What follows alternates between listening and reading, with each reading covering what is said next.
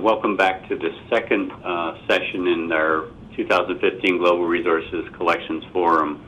We're webcasting here from the Linda Hall Library of Science, Engineering, and Technology in Kansas City.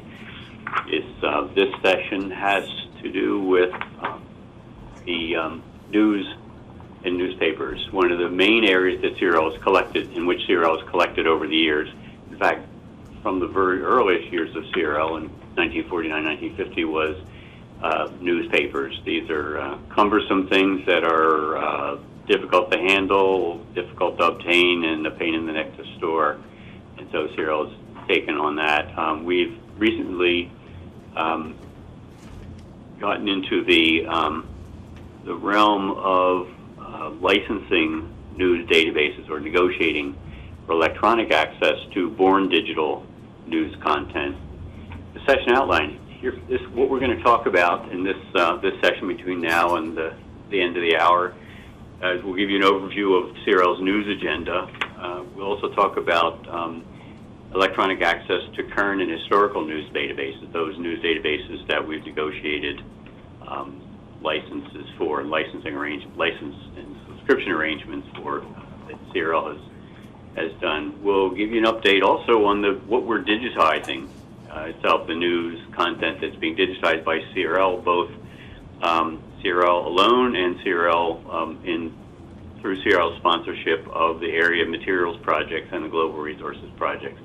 And then we'll talk a little bit at the end about the prospects for access to broadcast databases. That's an area that a lot of libraries are increasingly interested in. The databases out there, like the Vanderbilt Television News Archive database, that is makes available broadcast news from by way of off-air taping or off-air recording through Vanderbilt University's library. So let's start at access to the news challenges. Why are we even here? Number one, everybody's running out of space. Everybody's running out of money, and so that's these challenges have to be solved collectively. Number two, there's an awful lot of news being produced, way too much news being produced, to my mind, and the variety and complexity of that news as digital content is pretty overwhelming from the preservation standpoint. Born digital archiving, namely archiving from the web, is not for news. In particular, is not working very well, largely because of the rapidity of the news cycle, or the rapid changes in news content and in the structure of digital news content in its digital form. Both the web pages of and the portals of news organizations like the New York Times and the Wall Street Journal and Bloomberg, and also just the Twitter feeds and those kinds of things that are moving in a much faster pace than the paperboy used to move in the old days. And that archiving is really still not to scale. It's being done in a broad way by organizations like the Internet Archive, but when you really look at the quality of what's being done there, it's really not very useful for researchers. So also at the same time though, we're seeing a lot of demand for scholarly access to news content, because one of the big reasons for this is that the news reporting apparatus set up by the wire services, the Associated Press, and the big organizations like the New York Times and the BBC are actually doing area studies research. These organizations have people that are covering things happening on the ground in different parts of the world, and they're covering them in some depth these days, particularly organizations like the New York Times. And so that's happened, that expansion of global coverage of news is happening at the same time as travel money for scholars is drying up. And excuse me, that was not a comment on the air in Kansas City, by the way. Also, there's uneven coverage. We're seeing there's not nearly the amount of newspapers or news available to scholars today that, in comparison or relative to the total amount of news being output. by publishers, as there was in the days of microfilm when a lot of content was captured. So, our news agenda, we are doing two things. CRL is, and this agenda largely came out of a collection, a Global Resources Collections Forum we had a couple of years ago. The Beyond the Fold forum that we had, much like this forum, but it was in person in 2013. We decided at that point that based on the discussions and the presentations at that forum, that we really need to deal with the news publishers and the vendors collectively. That individual libraries can't do that very well on their own. There's no scale there, but the larger academic community and larger academic libraries community and the research libraries community in the U.S. and Canada might be able to exert some influence on the field. That is something that really needs to be done. This is an area too where there was not much collective work, not much collective bargaining done with the publishers. The regional consortia and local consortia were doing relatively little of this work, and even there wasn't enough scale to really make an impact or be able to really arm wrestle with publishers to the mat.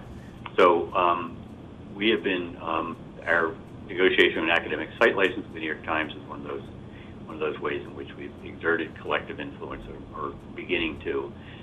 Supporting non-proprietary community efforts, support the efforts of the Vanderbilt Television Archive to maintain what is magnificent and what is a magnificent body of material that's been archived, that's been collected and archived over the year, and which really is replicated nowhere else.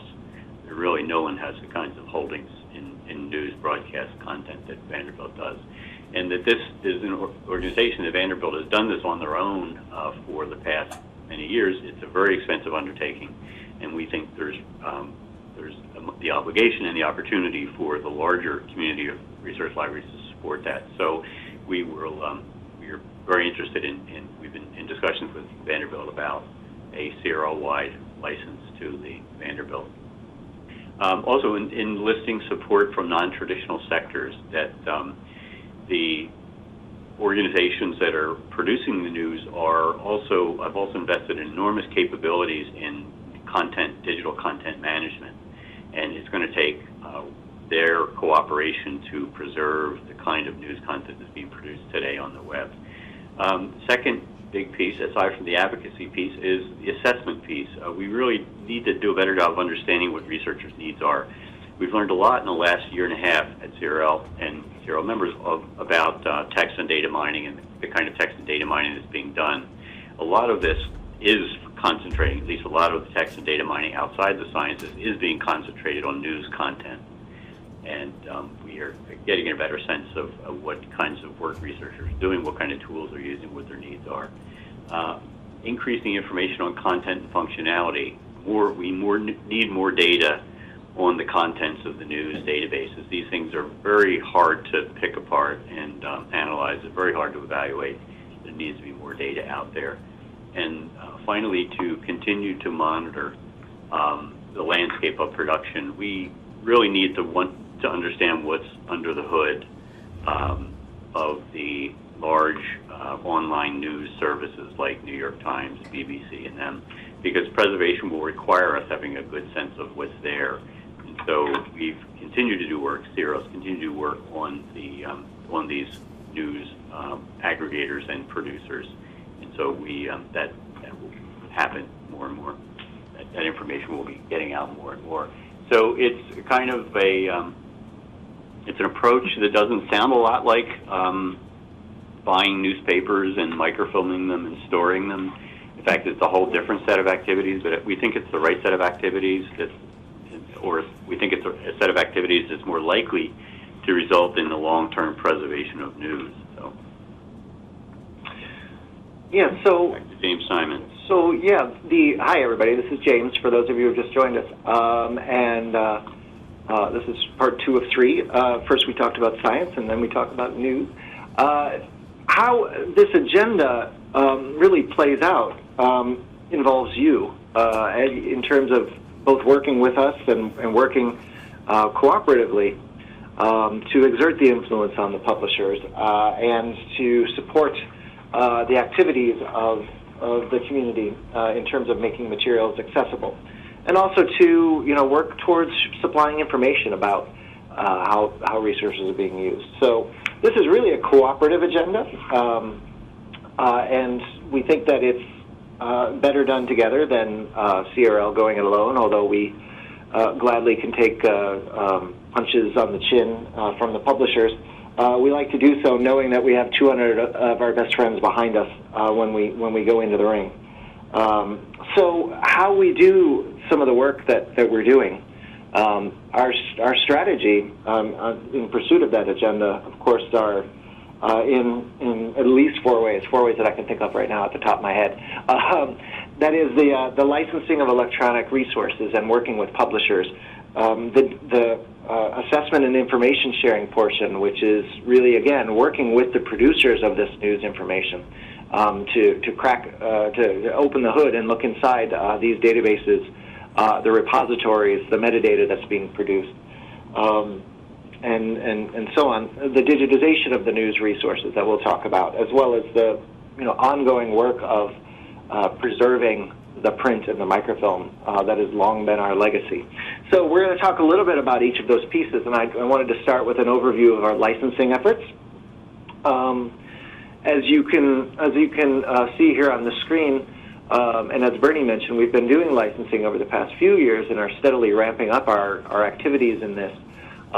We're not just looking to be a buying club. We're not looking to get good prices on things so much as we are looking to deepen the engagement with the producers of this information to exert that influence on the terms of access and on the preservation of the content itself, and on providing the feedback that the publishers need and don't regularly receive or perhaps respond to when it's just individual libraries approaching them. So really supporting the community effort to influence the direction of the scholarly research enterprise. That sounds a little highfalutin, but it's true. Really, we want to get in there and positively impact the way that the material is being made accessible, whether it's from the producers themselves, that is the news publisher, or through aggregators or other third-party services, or being done at the community level, whether it's academic or national libraries. We want to represent the community of CRL member libraries in these discussions and the shape of news and newspaper digitization moving forward. So we've been exploring and offering news and newspaper databases through CRL's licensing program. Since 2010, we've offered as many as 24 news databases, and we've seen quite a bit of take-up by our member libraries. We're continually interested in where to go on these, and so we're always on the lookout for the products that don't have a big take-up in the market, things that might be what you're looking for. And so we routinely do ask for your feedback in terms of what you're interested in seeing made available, perhaps through purchase or subscription. How we do that is through our community platform where we share information. And here is, I'm going to take you to our website just very quickly to refresh those who are not as familiar with it with e-desiderata. Bear with me as we go in here.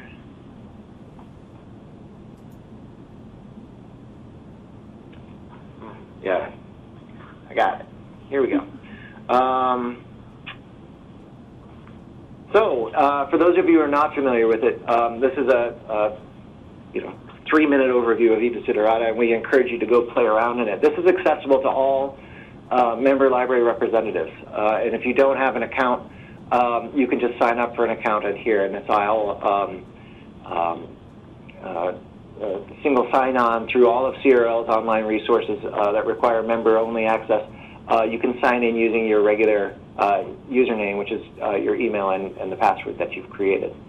But e-desiderata, our interactive space for sharing information about e-resources.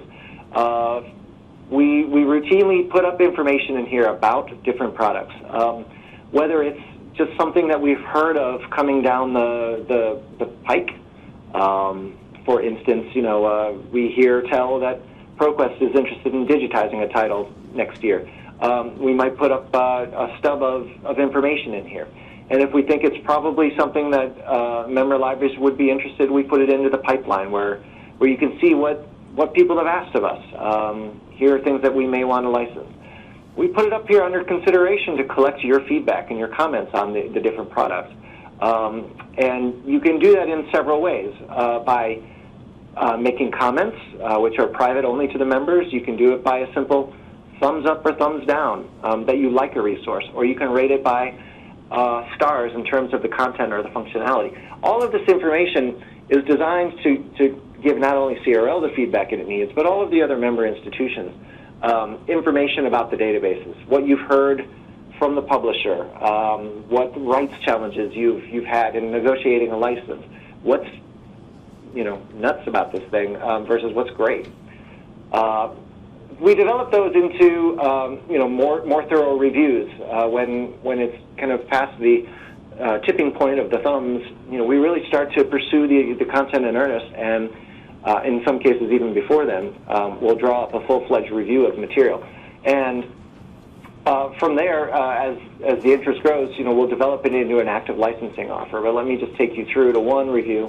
The news database here that's being offered by ProQuest, maybe some of you have looked at it or already has it, historic Chinese newspaper collections. Here you can see CRL developing information that we put into a review of the product, where we look at the content, we look at the functionality of the database and other information.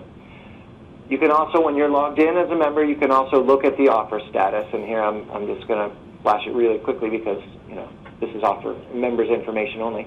But you can see what the terms of the offer and the pricing is and the deadline. So you can use this to track CRL offers as well.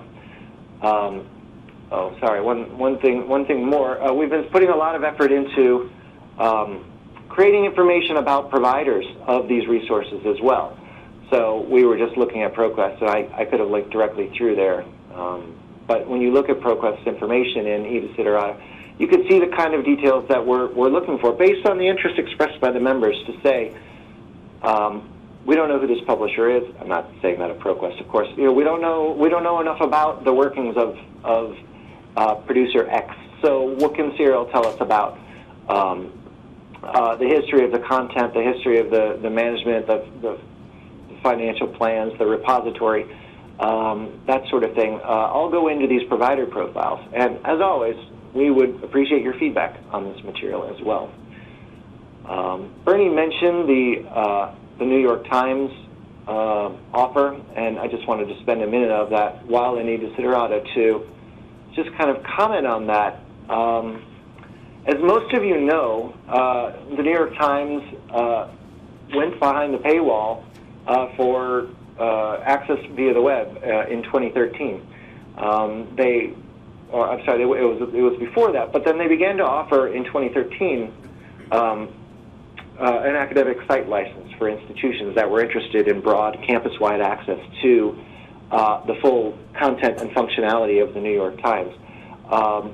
So CRL, as part of this process through eDesiderata, became interested, started looking at the deal, looking at the content of the New York Times itself, and putting it out for comments and discussions. And here, again, for discretion's sake, I won't reveal the comments, but it was a lively discussion, I have to say.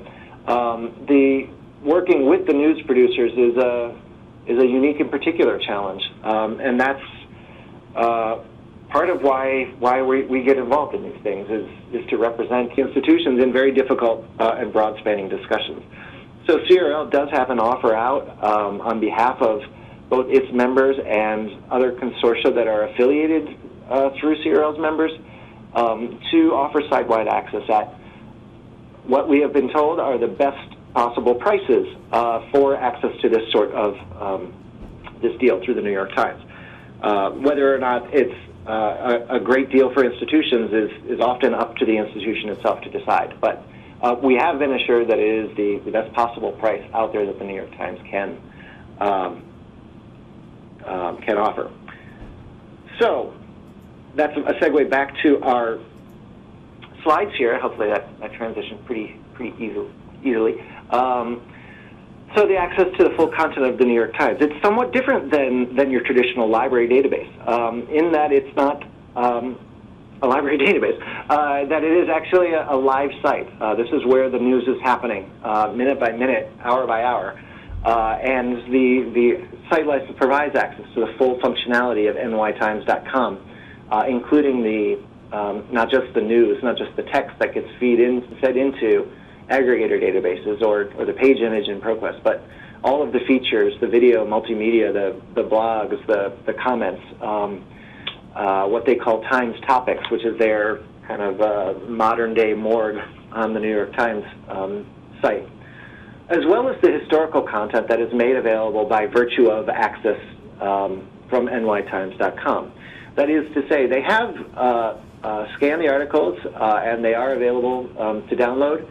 The historical content pre-1923 is freely available, much as other public domain materials. The content from 1923 to 1980 is subject to licensing restrictions, primarily with ProQuest's historical newspaper, but New York Times has provided limited access to online users for the purposes mostly for CRL's offer. That's 5 articles per day per user can look at those articles. And then anything that is after 1980, again, or 1981 to the present, are available, fully and freely available to all subscribers. New York Times has offered the Times Machine, which is page image replicas of its paper. It doesn't behave in the same way, nor is it designed to supplant the ProQuest historical newspapers offer, but you can look at the page images as they were presented. But when you click to read the articles, I believe that goes into the limited access charges or the limited access that you receive to that middling period. So, as many of you saw, we did, in preparation for this event, put out a series of questions to the membership. These questionnaires were looking for specific feedback on things such as licensing or assessment. And the first question that we had asked in the news area was, knowing what you know about the New York Times offer, and knowing the number of producers that are going behind the paywall in varying models, what would be your interest in CRL negotiating access to the following? And so we just put a series of titles out for reaction to kind of gauge what the membership's interest was. And here's the results: 5 being highly desirable or highest interest, 0 being the lowest. We asked the questions of these titles, and perhaps not surprisingly, I think sort of the other national level titles kind of peaked at the top, with the Wall Street Journal, the Washington Post being our nation's capital's newspaper, the Financial Times being sort of a competitor with the Wall Street Journal, but of interest to the business schools for sure. And then kind of on the middling ground were some of the other regional papers, Christian Science Monitor, which is in fact a national newspaper, but not as high a subscription as some of the other titles. And then some of the international ones that we put out, interest in English language content, as well as some of the major European dailies sites. This gives us a really good list, target list, and in fact, we've begun the discussions with some of these organizations, and I do have to say that it is certainly it is a challenge working in this field.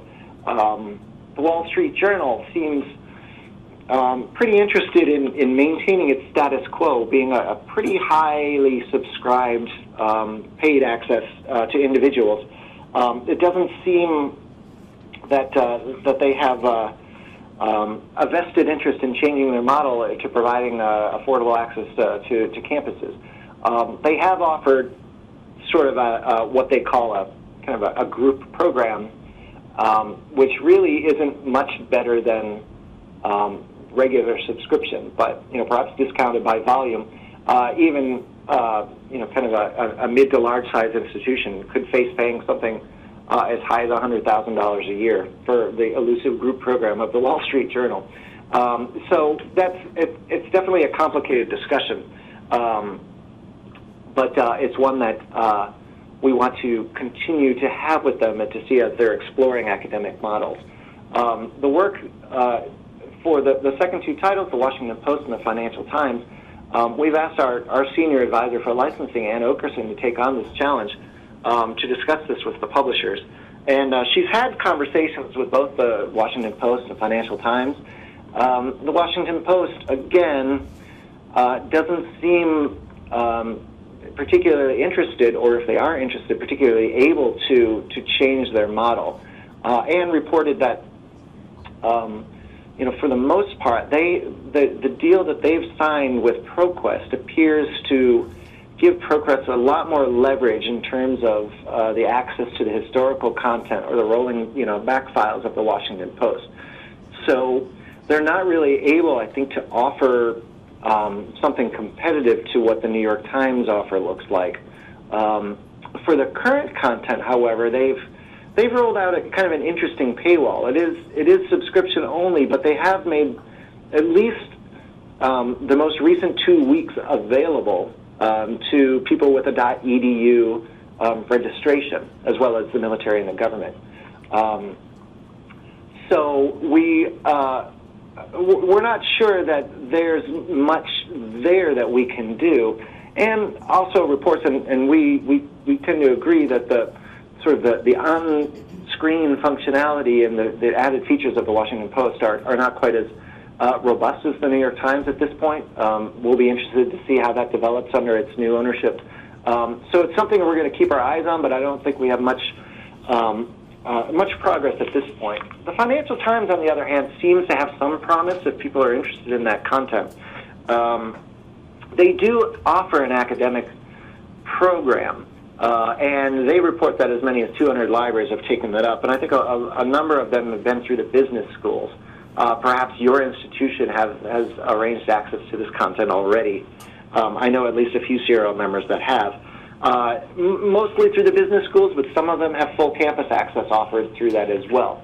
So there is a possibility. The affordability, I think, is another question that we're continuing to explore. And very recent conversations that Anne has had with them seems to suggest that they may be interested in offering a consortial deal to this. It's really absolutely too early to give you any further details about that, but we've had some breakthroughs in the conversation just this week, and so we'll look forward to hearing about your interest in the Financial Times as a product and a platform for us to look at.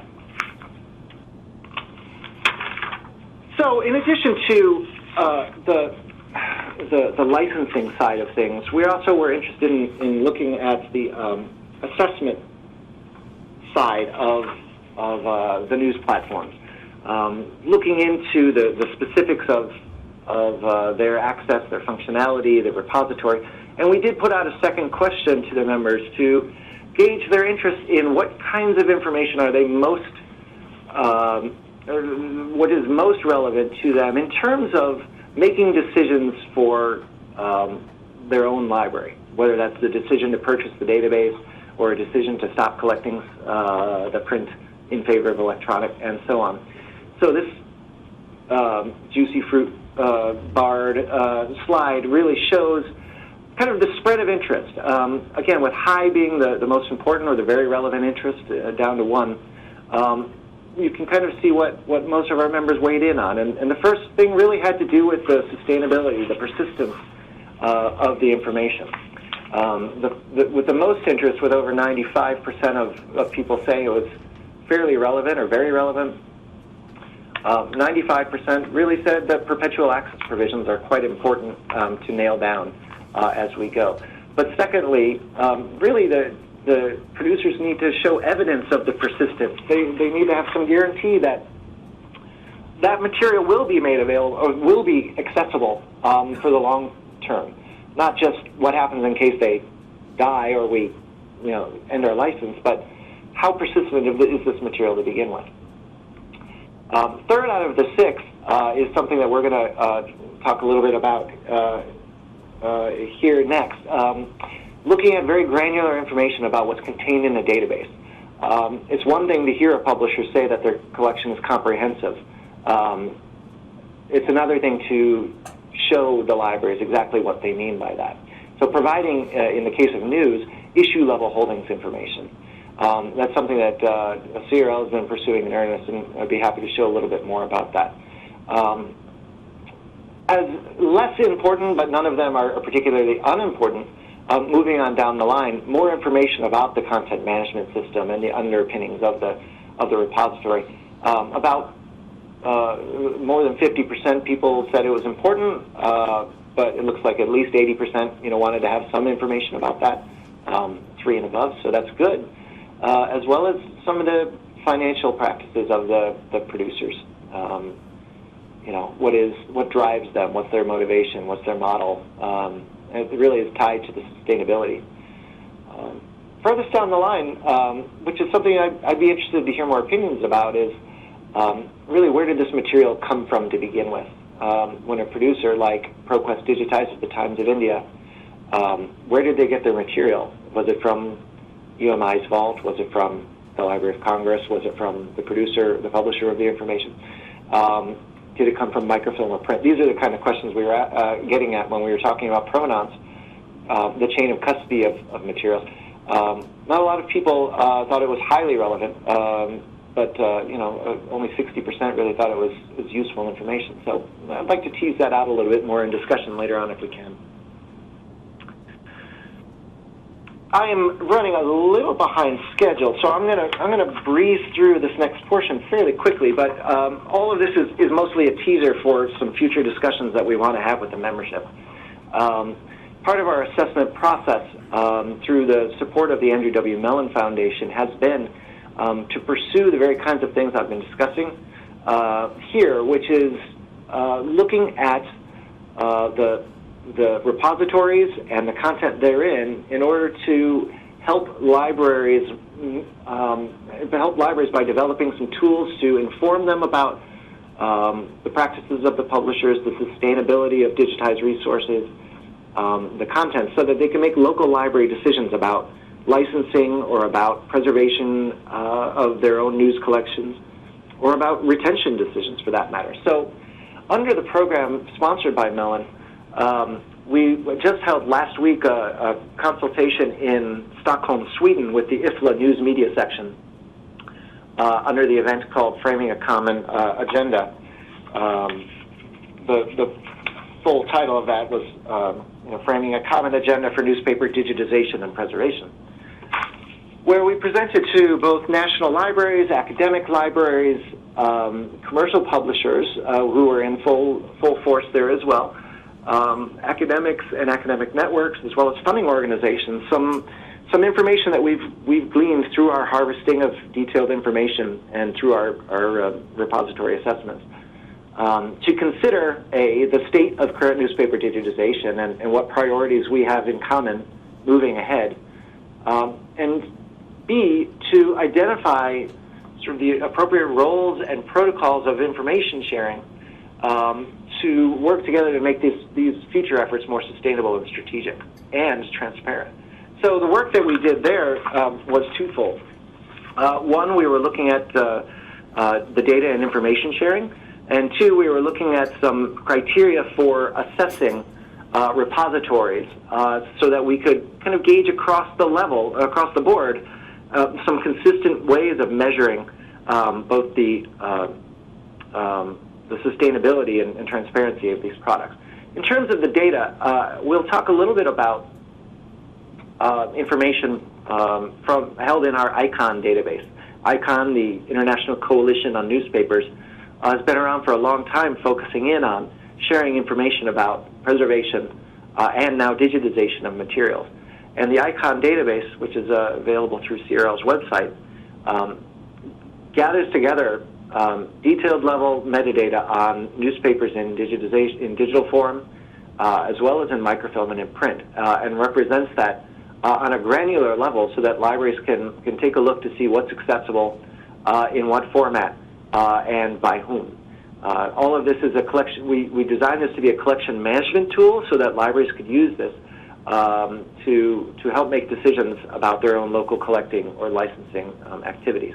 So just here on the screen, I'm showing the screenshot from the ICON database for the Times of India data that was graciously provided by ProQuest for us to put into the ICON database.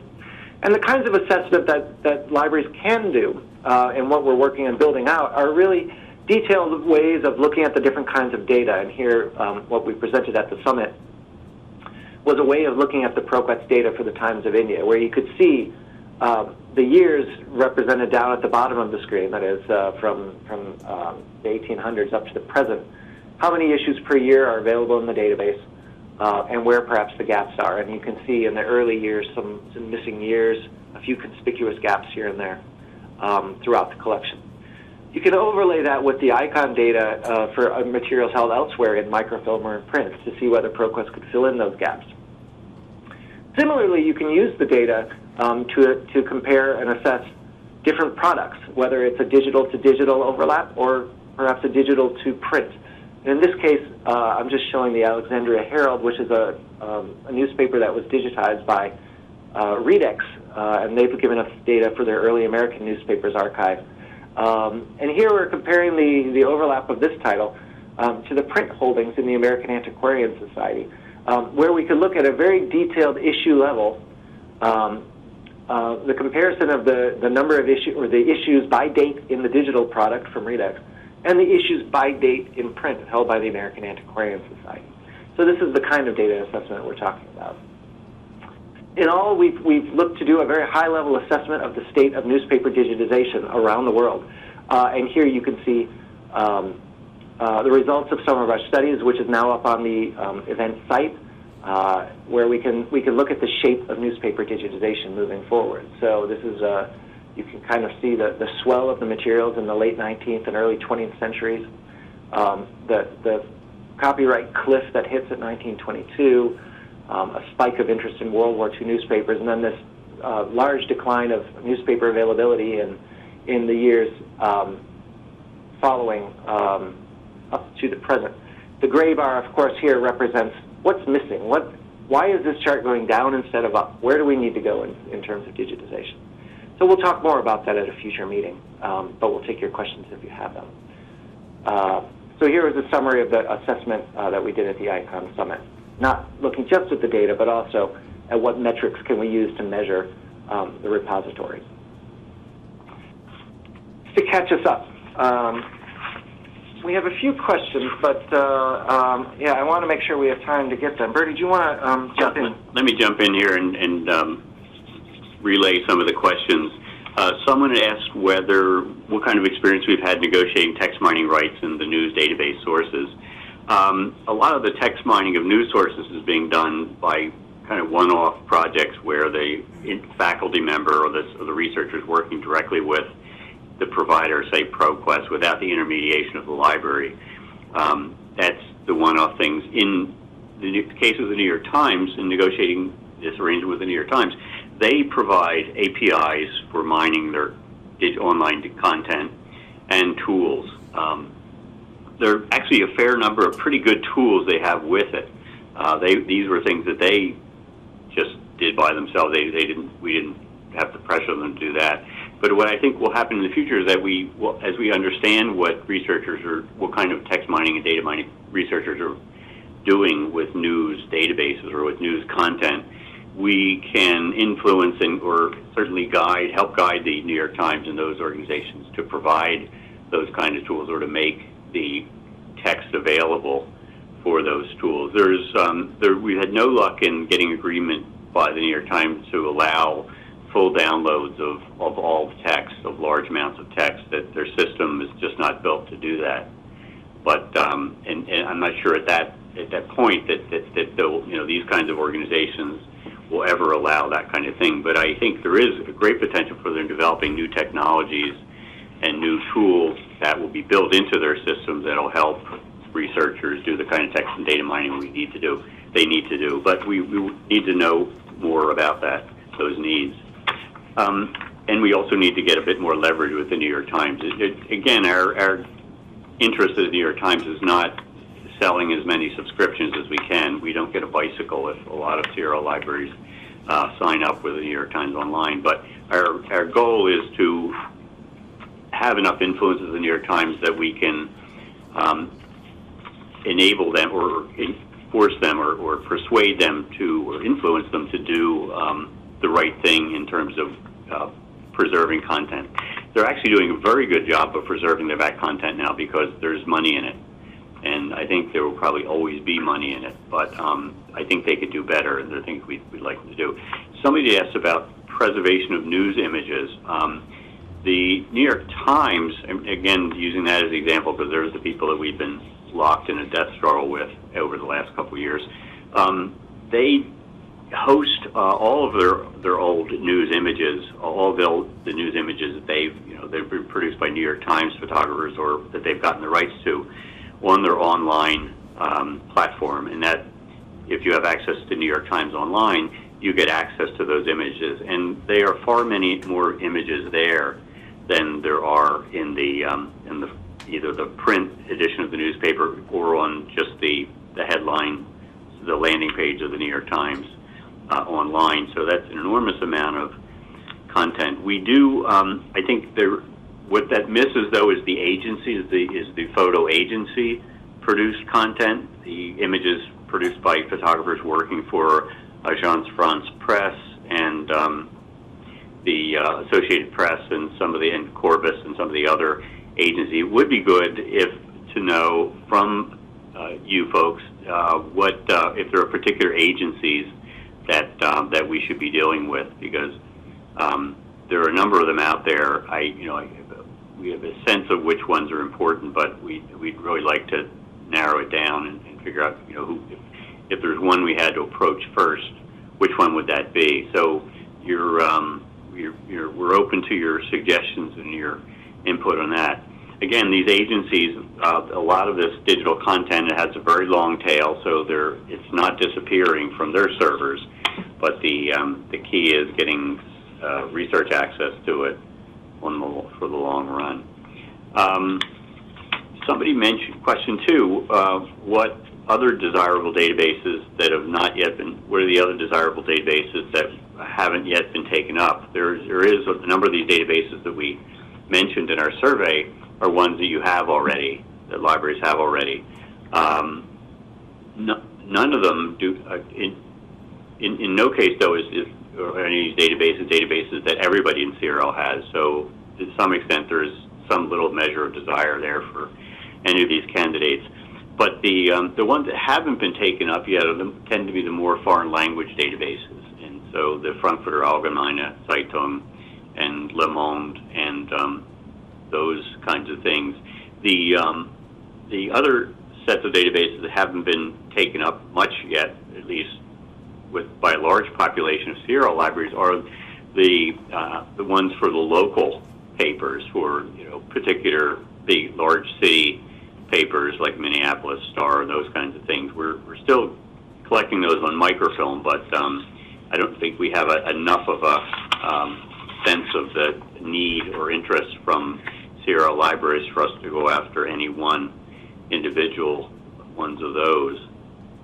There was another question somebody else asked. Well, and this is a question from a Canadian, was wondering the votes that we got on the Globe and Mail, the thumbs up votes that we got on the Globe and Mail newspaper, how many of those were U.S. institutions versus how many Canadian institutions? I do not know. No, I would be happy to take a look at our results and respond to that. Surely all of the U.S. institutions did not snub our neighbor to the north, but I am more than happy to get back to you about that. Absolutely. I think the interest in the material is largely reflective of the local institution's geographic sphere of influence, its presence in having international programs in German or French, such those sort of things. Really, yeah, we wanted to take a broad look at it because, from the Canadian perspective, perhaps the Globe and Mail would be of high interest, and we would be interested in talking about how to access that, perhaps in partnership with the CRKN licensing body. It's something that we really are interested in exploring different models of access. Getting back to the question, I think of what is desirable and what do a lot of people have take up. It's interesting. We're always seeking your feedback on what's available. That's part of what our pipeline in e-Desiderata is for, is floating some ideas out there, whether you have a database you're interested in because the faculty has requested it, or you're interested because you think there's interest on campus. We'd like to hear from you about that and to make that information available to the community. What CRL's really been doing, though, is I think filling in the gaps of what's available and what's not available, and part of that now speaks to the digitization efforts that we've been doing. So I'm going to use that as a segue to talk a little bit about the work that we've done through our regular channels and our regular processes, as well as some of our strategic efforts. And here I just wanted to point you to our online catalog. If you have not been paying attention lately, you might notice that our website has changed. We've really rebranded ourselves in terms of the message that we're putting out. We're putting out more and more information about the partnerships we have with news organizations, with our friends here at Linda Hall, and the Law Library Microfilm Consortium, which we'll be talking about in the next hour. But also on our website, to remind you that you have access electronically to a lot of materials that have been scanned in response to faculty and scholar requests. So within our catalog, the digital delivery system here, the screenshot you're seeing, when a request comes in for a slice of material, if we can turn it around within a short period of scanning time, we'll make it available to all of the members in DDS. And here's an example of the newspaper interface that our systems team has developed. They've done a really nice job of presenting the materials in a format that's very familiar, I think, for researchers. Browsing by date, you can gain access to this material. So this is just a screenshot of of one of the titles that we've scanned portions of, the Evening Star, which many people would know was the other Washington paper, the paper of record for Washington, D.C., really up through, about to the 1950s when it faced some decline. So all of these are available to your researchers and to you in CRL's online platform. Just to kind of give you a sense of the scope of what's in there now, since this is kind of our plan for picking up materials of interest. We've done over 500 titles in the DDS system right now, and a large portion of that material is post-1923 because a lot of the material is available elsewhere post or pre-1923, but not a lot of people are taking up materials beyond them. You can find quite a bit of material in there. Now, 500 titles doesn't mean 500 complete titles. We really do only what we can do and based on the faculty interest. So 2 or 3 years here, 5 years there. But as time goes on, that gets more and more complete as we go. We have done in-house more than 850,000 pages available through DDS. So that's just something to pique your interest. And all told, that's a sizable portion of the pages that we do every year. In addition to that kind of faculty requests, we do have some strategic digitization, planned scanning, such as the materials that are coming out of the Area Studies Materials Project. You might know them as the AMPS, but the Cooperative Africana Materials Project, the Middle East Materials Project, our Latin American program, LAMP. All of them have been working to expand their offerings for not just microfilm preservation, but digital access to their material as well. So there's been a lot of historic Latin American newspapers that have been scanned at CRL as well as at other institutions. This morning at the council meeting, Bernie talked about MEMP's role, MEMP, the Middle East Materials Project's role in capturing rare and endangered newspapers from areas of conflict. This is an Iraqi newspaper. I guess I wouldn't call Pasadena an area of conflict, but this is a diaspora paper being produced out of California that has been collected by UCLA and digitized by MEMP. So that's just an example of some of the materials that were being made available. The other side of things, as most people know, and this is just a quick summary page for the World Newspaper Archive, this is our strategic partnership with Redex, a division of Newsbank, to make accessible the historic collections that are, as you saw in our large chart of newspaper digitization, parts of the world that are not, for which sufficient attention has not been paid to digitization. So looking at developing world areas, looking at newspapers in foreign languages, looking at titles at risk. All of this is subject to the partnership with Redex for the World Newspaper Archive. And to date, we've released 4 large modules of material representing over 3 million pages of material. And as we announced last year, we've been working on a partnership with the British Library to make accessible the content from their repository, which in many cases is quite complementary to what was collected in the United States. Some of the material that they collected on behalf of the library is available through other channels in the United States, but a lot of the colonial newspapers from South Asia, the Caribbean area, and from Africa really do represent some true and unique holdings that are not widely available anywhere else. So we see this partnership as a benefit to access for this collection. The British Library is very interested in this because this is not an area of targeted interest on behalf of their own funding. So it seems like a natural partnership. We've been unfortunately a little bogged down with contractual and legal issues to deal with, both a national library as well as EU regulations that are put into place. So we've kind of been dragged out into the legal territory for quite some time, but we're looking to continue that conversation as we go forward. And that's just a snapshot of Redex's interface. We only have just a few minutes left, but I want to make sure we get back to the questions. But we did promise to talk a little bit about broadcast and the prospects of access to this. This was really a big part of the discussion that we had with our membership at the Beyond the Fold Summit or Forum a couple of years back. And we've done a pretty exhaustive study in terms of what's available out there in the broadcast research database world. And I just wanted to point to our recent Focus newsletter, the issue just before the one we put out this week, about assessing news databases. And we have a long piece in there about news transcripts in academic databases, which itself points to a much broader study. So if you're interested in it, I do commend it.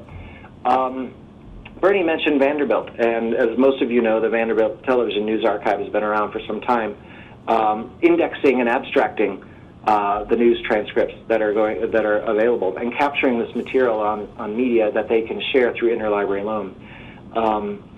Vanderbilt continues to do this largely on the backs and with the support of the university, but there is strong interest in having a much more widespread and broader support for the material. Part of the issue, of course, is the nature of copyright and streaming of this material, which makes access a challenge to it. And so this is something that we've heard from our members, their continual interest in negotiating this. So we're continuing to talk with Vanderbilt about this, but trying to figure out that model, that broader model of access, is a real challenge, and so it's taken some time to put that together. Similarly, discussions with UCLA, and we presented this again at the Beyond the Fold Forum, has embarked both with university support as well as some foundation support to really ramp up the video capture and streaming through the UCLA Newscape database that they've developed. You could see kind of by scale, they're more recent, but they're capturing a whole lot more material, 42,000 at Vanderbilt versus 230,000 at UCLA.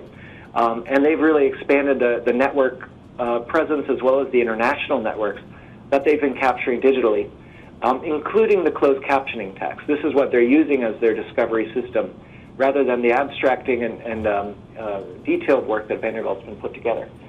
Again, the access to this material is the cautious part of this. We've learned a lot, I think, by Vanderbilt in gaining exceptions to making content accessible through loan, Now the presence of this as streaming media is something that California's been very careful in moving forward with. We're looking at options of making this available on campuses, first at UCLA, then perhaps through the California network. And they're interested in discussing this on a wider network, and we're looking to position ourselves to do that on behalf of the members as we go.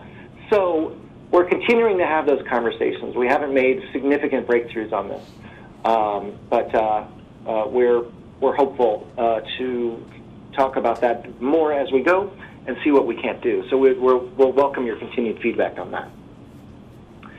We just have a few minutes left here at the end of our hour to catch up on questions. Let me see if we've gotten everything. And good on the chat.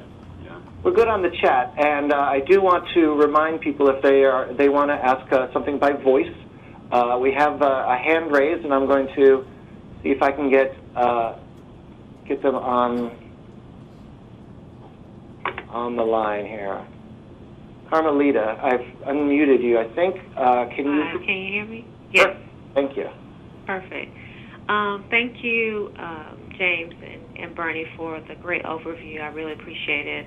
And I also want to publicly thank you for the work you're doing with ICON in terms of encouraging publishers to actually provide the data for us so we can better understand what content is missing and where the gaps are. I was wondering, do you feel like CRL has a role to fill in helping move the conversation along about the gaps that exist within certain newspaper collections? And the other question I wanted to ask was, during the ICON summit that was held, did you get a clearer sense of what the digital preservation strategies were for companies like ProQuest? I'll take a crack at both questions, Carmelita. Okay. This is Bernie. We do think there's CRL as a role in influencing the publishers to fill in gaps in collections and to make up for some of the imperfections and problems in even the functionality of those databases that they have online. So I do. That's very important to us. As I said, we did not get into licensing and negotiating purchase and subscriptions of the database just to get the price down. That's an important thing, but integrity of content and the provenance of the content is important.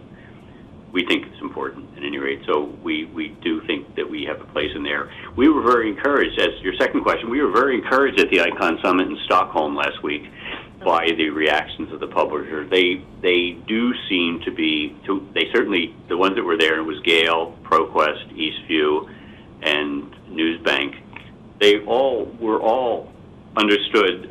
They said they understood what we were getting at, why we want to see more transparency, why we want to be able to look under the hood on their database, not only their databases, but in the way they manage content behind the database.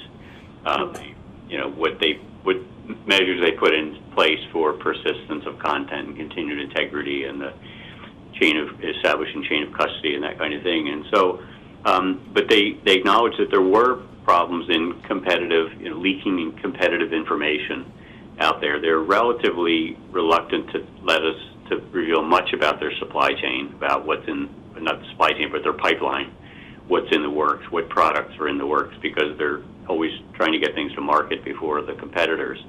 But they are willing to provide some of that information. They are, the Gale and Redex have both agreed to, without qualification, to provide issue-level metadata about their news databases.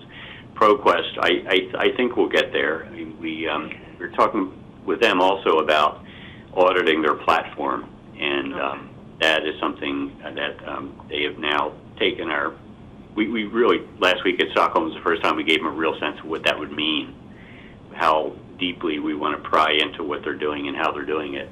And they said they would take that back to ProQuest Central, which I think is somewhere in the bowels of the Kremlin, and get back to us and talk again with us next month.